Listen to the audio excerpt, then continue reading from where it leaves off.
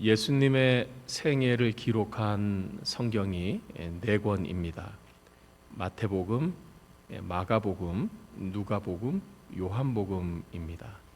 이 각각의 성경을 읽어보면 성경이 예수님에 대해서 기록을 했는데 조금씩 다 다르다라는 것을 알 수 있습니다. 마태복음에는 기록이 되어 있는데 누가복음에는 없고, 누가복음에는 기록이 되어 있는데 요한복음에는 없고, 그리고 일어난 사건을 기록하는데 조금씩 다르고, 다르다는 것을 우리가 알 수 있습니다. 동일한 예수님에 대해서 기록을 했는데 왜 다를까? 거기에는 두 가지 이유가 있습니다. 각 복음서를 기록한 이 저자들이 첫째, 강조하는 내용이 다르기 때문입니다. 동일한 예수님에 대해서 기록을 했는데 예수님이 하신 말씀과 그 행적에 있어서 조금 더 강조하고 싶은 부분이 있었기 때문에 그 부분을 강조하느라 조금 다른 것입니다. 두 번째는 복음서를 쓴 이 저자들의 의도가 달랐기 때문입니다. 그 의도는 듣는 사람들, 그 복음서를 보는 이 대상자들이 달랐기 때문입니다. 예를 들면 마태복음은 예수님의 족보로 시작을 합니다. 아브라함과 다윗의 자손 예수 그리스도의 세계라. 그리고 그 이름이 쭉 나옵니다. 이스라엘의 역사에 대해서 잘 모르는 우리는 조금 낯설게 느껴지고 좀 지루한 감이 있습니다. 근데 왜 마태는 예수님에 대해 기록을 하는데 이 족보 이야기부터 했을까? 그 이유는 마태가 이 마태복음을 기록한 것은 유대인들을 대상으로 기록했기 때문입니다. 그러니까 우리에게는 낯설고 지루하지만 이 유대인들에게는 자기들의 조상들의 족보 이야기가 나오니까 솔깃한 거죠.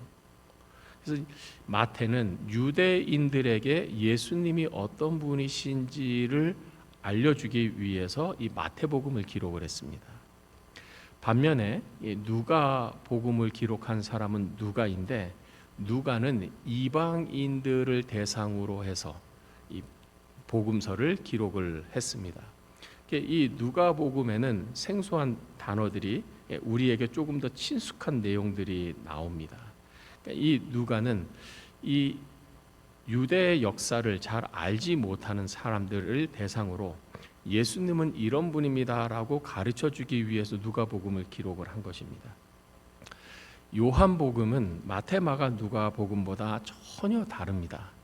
요한복음이 기록된 것은 AD 95년에서 약 100년 정도인데, 이때는 이 헬라 문화가 이 지중해 전역을 다 퍼져 있었을 때입니다. 그래서 이 헬라 철학, 이 헬라 사상, 이 헬라의 세계관, 가치관이 그 당시의 사람들에게 다 만연되어 있었습니다.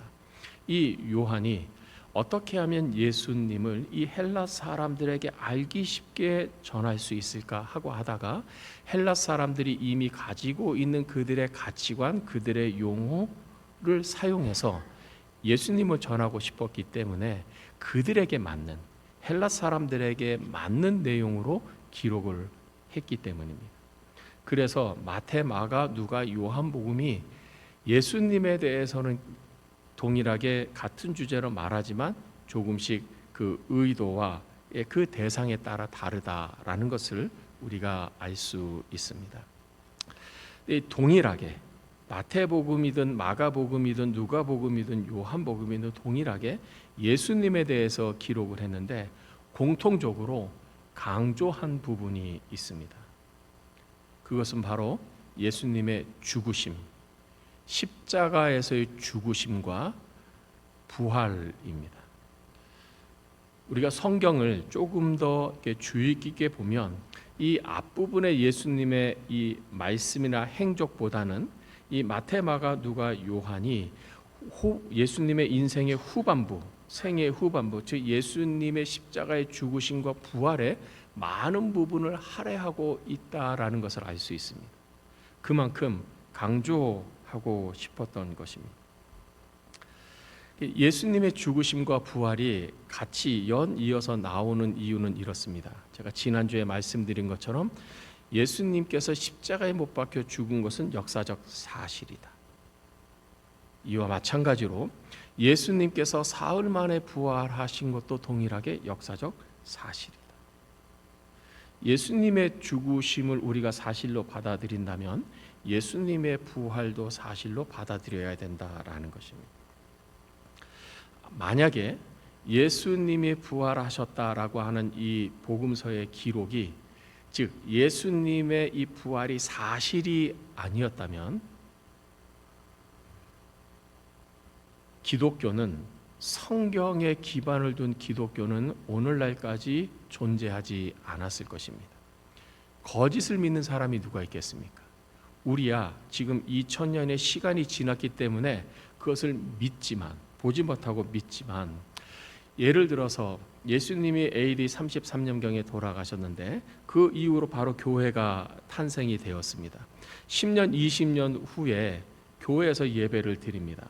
사람들이 복음을 전하는 것입니다. 예수님이 십자가에 못 박혀 죽으셨다가 3일 만에 부활하셨습니다. 승천하셨고 하늘로 올라가셨습니다. 그 당시에 예수님의 죽음, 또 예수님 당시에 있던 사람들의 그 이야기를 들으면 당연히 질문이 나죠. 죽은 것은 우리가 이해하겠는데 죽었다가 살아났다고요? 그것이 사실이라고요? 그 말을 믿으라고요? 당연히 사실에 대한 질문이 나오는 것이죠.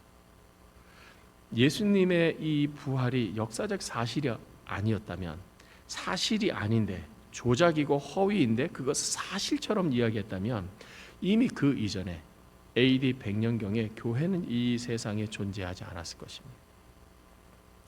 교회가 2000년이 지난 지금까지 존재하고 있다라는 것은 성경에 기반을 둔 이 기독교의 진리, 즉 예수님의 부활이 역사적 사실이었다라는 것을 우리에게 가르쳐 줍니다. 예수님의 부활이 역사적인 사실이라는 것은 예수님이 하나님의 인정을 받았다라는 것입니다.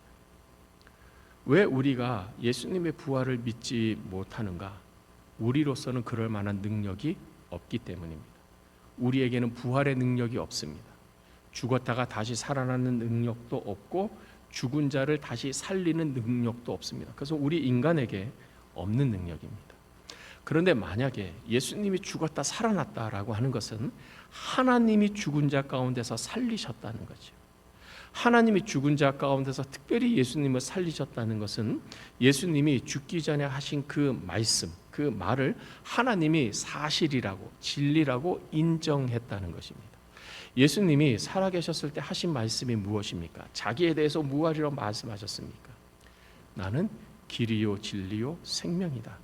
나는 부활이요 생명이다. 부활이고 생명인 것은 하나님께만 속해 있는 거죠.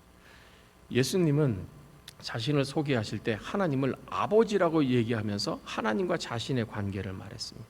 아버지께서 나를 보내셨다. 아버지께서 지금까지 일하시니 나도 일한다. 이 바리새인들과 율법 교사들과 그 당시 유대인들이 예수님을 돌로 쳐서 죽이려고 했던 그 이유가 신성모독이었는데, 그 신성모독은 하나님을 자기의 아버지라고 예수님이 말했기 때문입니다. 근데 예수님이 죽음 가운데 다시 살아나셨다라는 것은 하나님이 죽기 전에 예수님이 하신 그 말씀을 사실로서 인정하시고 살리셨다라는 것입니다. 예수님이 하나님의 아들이라는 것을 하나님이 인정하시고 선언하셨다라는 것입니다. 예수님의 부활을 통해서 예수님의 하나님의 아들이심을 하나님이 선언하셨습니다. 그러면 우리는 예수님께서 죽기 전에 행하신 그 많은 믿을 수 없는 기적 같은 일들을 믿을 수 있습니다. 예수님이 하나님의 아들이기 때문입니다. 예를 들어서 예수님이 죽은 자를 살리셨습니다. 죽은 야이로의 딸을 살렸고 죽은 나사로를 살렸습니다. 어떻게 그런 일이 가능합니까? 예수님이기 때문에 가능합니다. 그럼 도대체 예수님은 누굽니까? 예수님은 하나님의 아들입니다. 예수님께서 떡 5개와 물고기 2마리로 남자만 5,000명 되는 그 많은 무리들을 먹이셨습니다. 한 사람의 하루 식사 정도에 되는 그 작은 양인데 그 많은 양으로 어떻게 5,000명을 다 먹일 수 있습니까? 어떻게 그게 가능합니까? 예수님은 가능합니다. 도대체 예수님은 어떤 분이기에 그것이 가능합니까? 예수님은 하나님의 아들이기 때문에 가능합니다. 우리가 예수님의 부활을 사실로 인정한다면 그 이전에 예수님께서 하신 모든 것들로 우리는 사실로 받아들일 수 있는 것입니다. 제가 지난주에 말씀드렸듯이 믿음이란 무엇이냐? 우리가 예수님을 믿고 하나님을 믿는다는 것은 무엇이냐? 사람은 할 수 없으되 하나님은 하실 수 있느니라. 사람은 할 수 없지만, 할 만한 능력이 없지만 하나님의 아들이신 예수는 하실 수 있느니라. 이것을 받아들이는 것이 믿음입니다. 오늘 본문에는 이 부활하신 예수님께서 제자들에게 나타나신 내용을 기록하고 있습니다. 우리 19절 20절 말씀 우리 한 번 더 읽겠습니다. 시작. 이날 곧 안식 후 첫날 저녁 때에 제자들이 유대인들을 두려워하여 모인 곳에 문들을 닫았더니 예수께서 오사 가운데 서서 이르시되 너희에게 평강이 있을지어다. 이 말씀을 다시 20절 읽겠습니다. 이 말씀을 하시고 손과 옆구리를 보이시니 제자들이 주를 보고 기뻐하더라. 예수님께서 제자들에게 나타나시고 찾아오신 날은 언제인가? 이 날은 곧 안식 후 첫날 저녁 때에, 안식일은 오늘로 말하면 토요일이지요. 안식 후 첫날, 그 다음 날, 즉 일요일입니다. 일요일 새벽에 예수님께서 죽은 자 가운데서 부활하셨습니다. 그리고 일요일 저녁 때에 제자들이 모여 있는 곳에 예수님이 나타나셨습니다. 유대인들을 두려워하여 모인 곳의 문들을 닫았더니 예수께서 오사 가운데 서서 이르시되 너희에게 평강이 있을지어다. 여기서 우리는 좀 궁금증을 갖습니다. 문이 닫혔는데 예수님께서 이 제자들이 있는 방 안으로, 집 안으로 들어오셨다. 어떻게 들어오셨을까? 여기서 특별히 요한은 문을 닫았다라는 것을 강조하고 있습니다. 문을 닫았다. 이 두려움을 강조하는 것이기도 하지만 예수님께서 이 닫힌 문 가운데 제자들에게 들어오는 것을 강조하기 위해서 요한은 특별히 이 문들이 닫혔다라는 것을 기록하고 있습니다. 우리는 이 말을 통해서 부활 전의 예수님과 부활 후의 예수님이 공통점이 있고 차이점이 있다는 것을 알 수 있습니다. 공통점은 손과 옆구리를 보이셨다라는 것은 손의 상처와 옆구리의 상처를 보이셨다.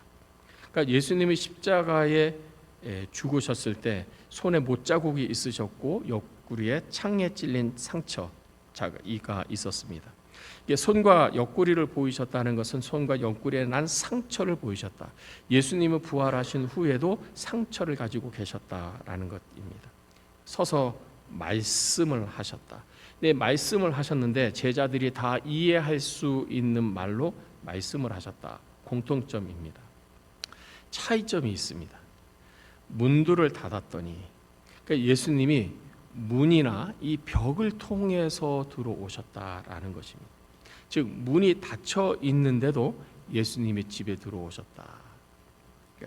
여기에 대해서는 학자들의 해석이 크게 두 가지로 나눕니다. 첫째는 예수님이 닫힌 문을 능력으로 문을 여시고 들어오셨다라고 해석하기도 하고 예수님이 문을 통과해서 들어오셨다라고 해석하기도 합니다. 근데 둘 다 우리가 해석 가능한 거지만 후자의 내용이 더 맞을 수 있습니다. 그 이유는 그렇습니다. 고린도전서 15장에는 몸의 여러 종류를 말하는데 육의 몸을 말하기도 하고 영의 몸을 말하기도 합니다. 영인데 몸이 있다라는 것입니다. 몸은 육체이죠. 볼 수 있는 것이죠. 영의 몸이 있다. 또 하나는 누가복음 24장에 보면 엠마오로 두 제자가 가고 있는데 그때 부활하신 예수님께서 이 제자들에게 나타나십니다. 한참을 걸어가면서 예수님과 이야기를 했는데 자기와 함께 걸어가는 사람이 예수님인지를 전혀 몰랐던 것입니다. 한 집에 들어가서 같이 먹을 그때야 비로소 그들의 눈이 열려서 우리와 나 함께 있는 분이 예수님이구나라고 하는 깨달았다는 것입니다. 즉 예수님이 이전과는 어떤 다른 몸을 가지고 계셨다. 부활 전의 모습과는 다른 부활 후의 몸을 가지고 계셨다. 그래서 이 예수님이 이 문이나 벽을 통과하여 제자들에게 오신 것이다 라고 하는 해석입니다. 그래서 이때의 이 몸을 육체라고 말하지 않고 부활체라고 이야기를 합니다. 틀림없이 볼 수 있는 눈을 가지고 있다. 그러나 물체를 통과하는 그런 몸이다라는 것입니다.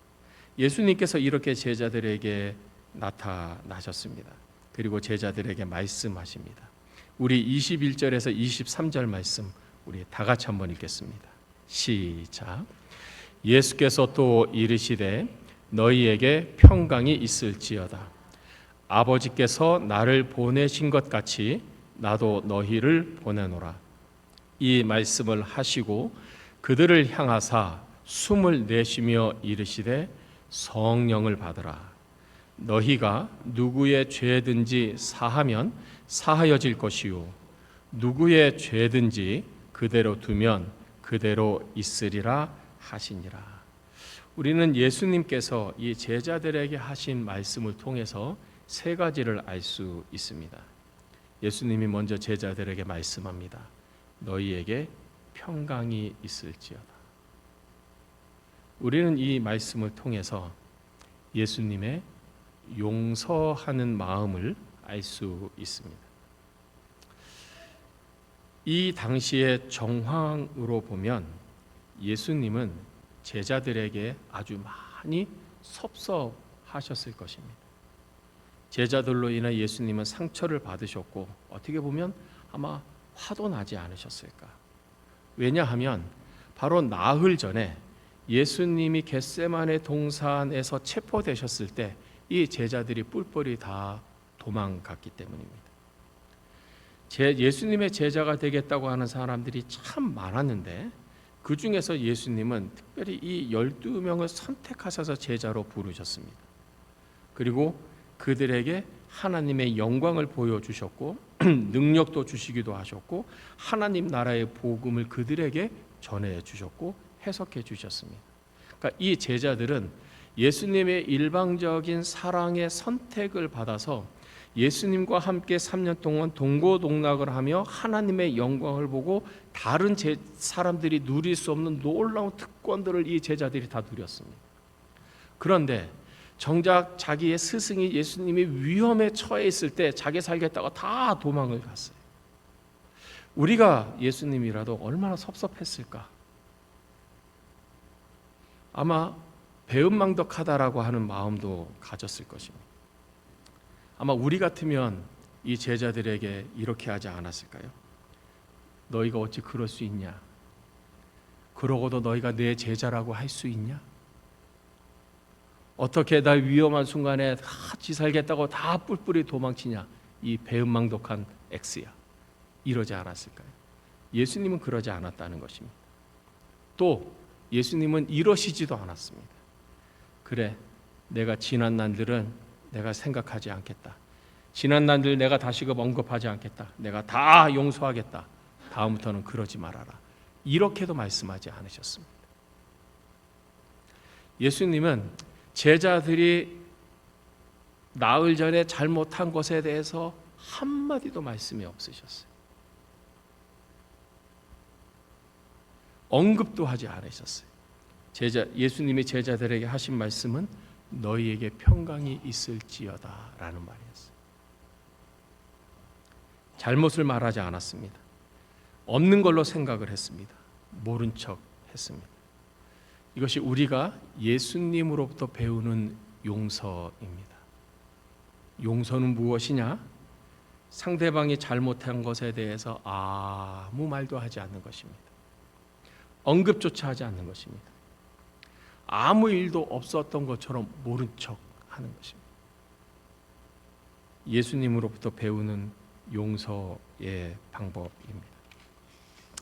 두 번째, 예수님께서 제자들에게 이렇게 말씀합니다.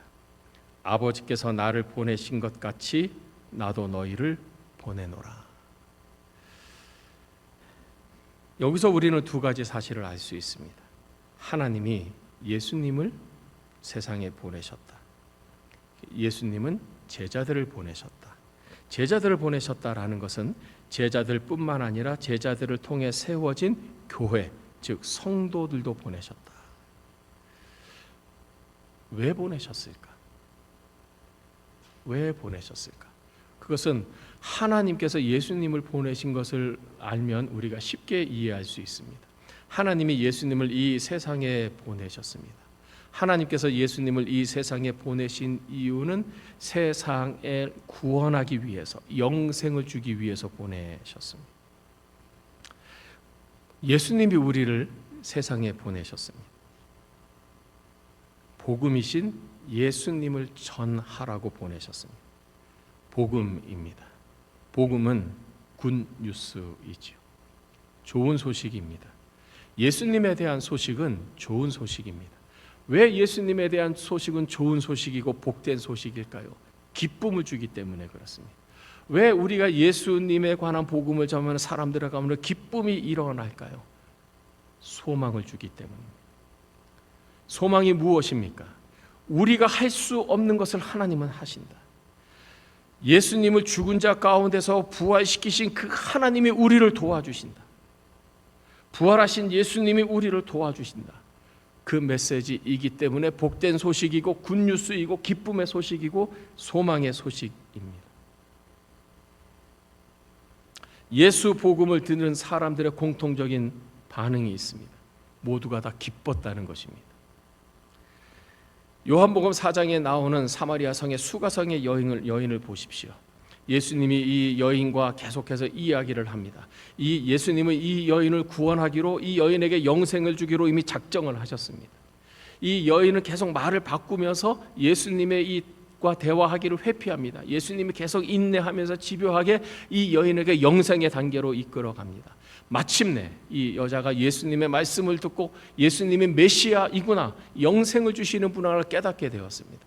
깨닫고 믿게 되었습니다. 이 여인이 나타난 반응이 무엇입니까? 물동이를 버려두고 마을에 들어가서 마을 사람들에게 전했습니다. 내가 메시아를 만났다.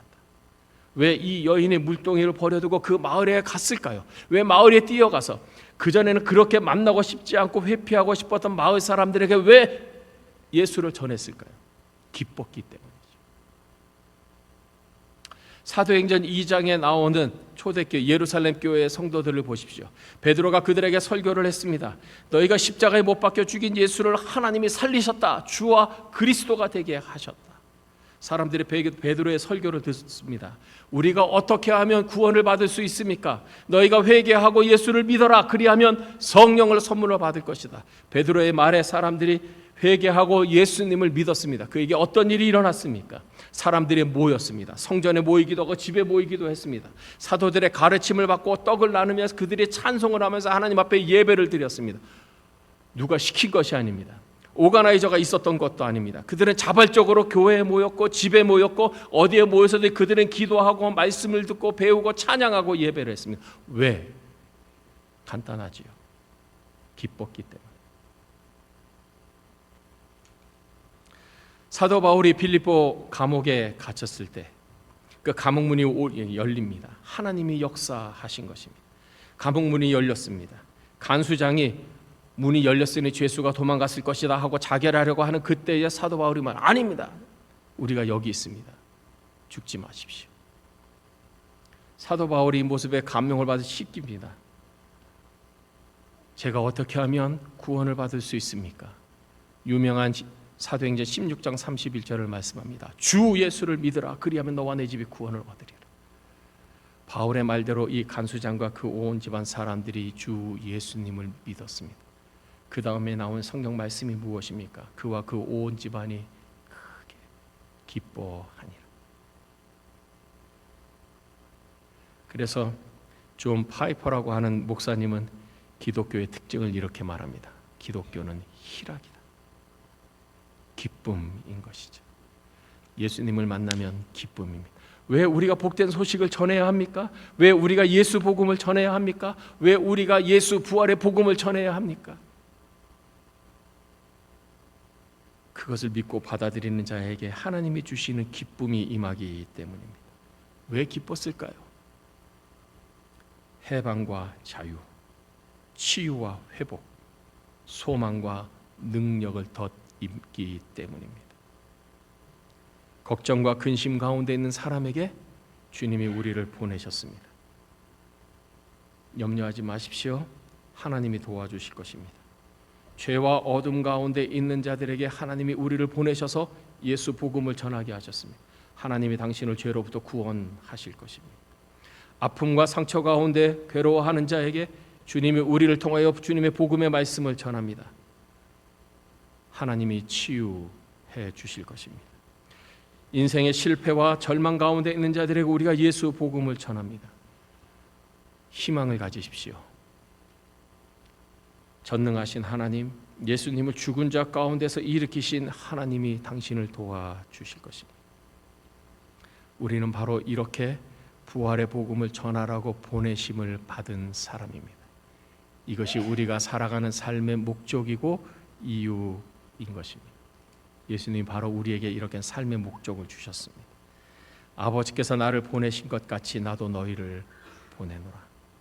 여러분, 하나님께서 여러분 각자에게 주신 이 삶의 목적, 이 사명, 하나님의 콜링을 여러분 마음속 깊이 깨닫기를 바랍니다. 그리고 그 삶의 목적을 향해서 그것을 이루기 위해서 나아가십시오. 하나님이 여러분과 함께 하시고 능력으로 도와주실 줄을 믿습니다. 세 번째, 22절 23절입니다.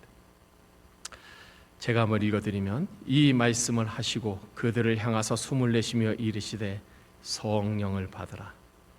너희가 누구의 죄든지 사하면 사하여질 것이요 누구의 죄든지 그대로 두면 그대로 있으리라. 이 23절 말씀은 사람들이 오해할 수 있는 부분인데, 이 말씀을 액면 그대로 받으면 우리가 누구의 죄든지 당신이 죄를 사했다 하면 사해지는구나, 우리가 어떤 사람의 그 죄를 그대로 놔두면 그대로 있구나, 우리에게 사죄의 권세가 있구나 생각할 수 있습니다. 이 말은 그런 뜻이 아닙니다. 이 23절의 말씀은 우리가 예수 부활의 복음을 전하면 그 전하는 사람이 그 전하는 사람의 말을 듣고 믿으면 그 믿음을 통해서 성령께서 역사하셔서 죄사함의 은혜가 그 사람에게 임한다는 것입니다. 우리는 복음을 전하고 그 전한 복음을 믿고 겸손하게 받아들이는 사람에게 성령이 역사하셔서 죄사함의 은혜가 임한다는 것입니다. 우리가 아니라 우리를 통해서 성령께서 죄사함의 은혜를 베푸신다라는 것입니다. 우리가 할 일은 무엇인가? 성령을 받으라. 성령을 받으면 성령의 사람으로 변화됩니다. 성령은 어떤 분입니까? 성령은 말 그대로 거룩한 영입니다. Holy Spirit입니다. 성령을 받으면 거룩한 사람으로 변화됩니다. 내 생각, 내 말, 내 행동, 그 가운데 더러운 것, 악한 것들은 다 떠나가고 성령으로만 충만해집니다. 성령은 진리의 영입니다. 성령은 우리에게 진리이신 예수님과 하나님을 가르쳐 주시고 깨닫게 해 주십니다. 성령이 진리의 영이 우리에게 임하시면 우리 가운데 거짓과 속임들은 다 떠나갑니다. 성령이 임했는지 안 왔는지 어떻게 아느냐? 그 사람이 윤리적으로 변했느냐 변하지 않느냐를 보면 알 수 있어요. 성령이 임했다고 말하면서 구원받았다고 말하면 여전히 거짓말을 하고 악한 말을 하고 더러운 말을 하고 그런 말을 한다면 아닙니다. 나무가 바뀌면 열매가 나타나는 것입니다. 성령이 임한 사람은 정직하고 진실한 것입니다. 그것이 2000년 동안 기독교가 존속해온 이유이기도 합니다. 진실해집니다. 거룩해집니다. 정직하게 됩니다. 세 번째, 성령은 지혜의 영입니다. 하나님의 지혜를 얻습니다. 우리가 잘 아는 야고보서 1장에 이렇게 말합니다. 너희 중에 누구든지 지혜가 부족하거든 모든 사람에게 후히 주시고 꾸짖지 아니하시는 하나님께 구하라. 그리하면 주시리라. 그 지혜는 어떤 지혜입니까? 하나님의 지혜입니다. 이 세상의 지혜가 아닙니다. 책을 100권 읽고 1000권 읽고서 얻는 지혜가 아닙니다. 위로부터 임하는 지혜입니다. 거룩한 지혜이고 순결한 지혜이고 청결한 지혜입니다. 하나님의 지혜죠. 이 세상의 지혜로서 도저히 따라올 수 없는 위로부터 임하는 지혜가 우리에게 임하는 것입니다. 성령은 어떤 분이십니까? 성령은 능력의 영입니다. 성령이 임하면 하나님의 능력이 우리에게 임합니다. 그 이전에는 할 수 없어, 불가능해, 안 될 거야 라고 생각했던 것이 하나님의 능력의 영이 우리에게 임하면 아니야, 할 수 있어. 내가 하는 것이 아니라 하나님이 하시거든. 내 능력으로는 할 수 없지, 당연하지. 그러나 하나님의 능력으로 도우시면 할 수 있지. 삶에 대한 태도와 자세와 마음가짐이 바뀌는 것입니다. 왜? 성령은 능력의 영이시기 때문입니다. 오직 성령이 너희에게 임하시면 너희가 권능을 받고 하나님의 사람답게, 예수의 부활의 증인답게, 예수의 제자답게 살아갈 수 있는 능력을 더 입습니다. 그러면 우리는 어떻게 할까요? 어떻게 하면 우리는 성령을 받을 수 있습니까? 간단합니다. 예수님은, 하나님은 우리에게 좋은 것을 주시기를 원하십니다. 우리가 할 수 있는 것을 그저 감사함으로 받는 것입니다. 어떻게 하면 받을 수 있을까요? 여러분 저를 한번 따라해 주십시오. 감사합니다. 받습니다. 다시 한번 감사합니다. 받습니다. 그냥 믿음으로 받으면 되는 거예요. 성령을 받으라. 우리는 이 말에서 예수님이 우리에게 성령 주시기를 아주 원하신다는 것을 알 수 있어요. 어떻게 하면 예수님이 원하시는 성령을 내가 받을 수 있을까요? 감사합니다. 성령을 받습니다. 얼마나 쉬워요. 입으로 고백하는 거예요. 감사합니다. 감사함으로 성령을 받습니다. 성령을 받으면 전혀 새로운 사람이 됩니다. 안 된다, 어렵다, 힘들다, 불가능하다고 생각했던 마음이 아니지. 하나님의 영이 내 안에 계시고 하나님이 나를 위해서 도우시고 능력을 행하시면 능히 할 수 있지. 사도행전의 제자들을 보십시오. 비겁하게 두려움에 떨던 자들이 아니었어요. 그것은 과거였어요. 예수님의 부활을 경험하고 성령 받은 제자들은 뛰어나갔어요. 복음을 전했습니다.